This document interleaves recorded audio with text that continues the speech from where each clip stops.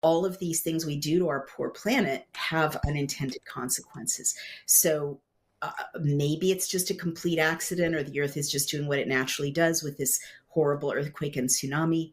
But given that the Earth is having things done to it that in its entire recorded history have never been done before, I do think, we few independent reporters need to ask questions about these radical technologies and experiments, both in the sky and on Earth, that may be affecting scenes such as this one.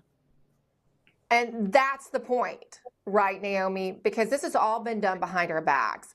Not only is this, part of the climate change agenda, but this looks like, let's just say, for instance, that this is an effect of some kind of defense capability we have, some kind of militaristic capability that we have. This is, what I would consider part of unrestricted warfare, right? And we've not had to have, the American people, have not been allowed to be part of the conversation on the ethics of what we might be deploying. We have no say. And that's not how it should be in a constitutional republic.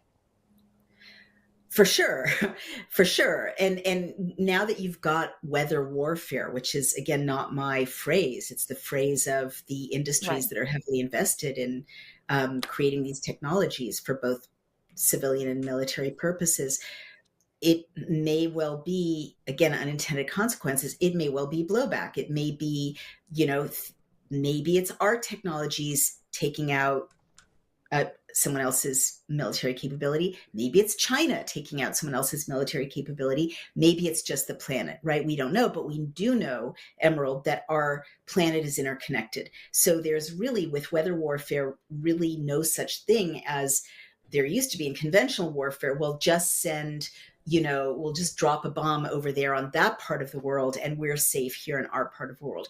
We really don't know how these systems may have blowback one to the other. So we really don't know if you attack, again, this is just a hypothetical, if you use weather warfare or use some sort of technology that is unfamiliar to us to do a hit somewhere else in the world, or even for economic reasons, right? So many commercial interests are interfering with rain, right?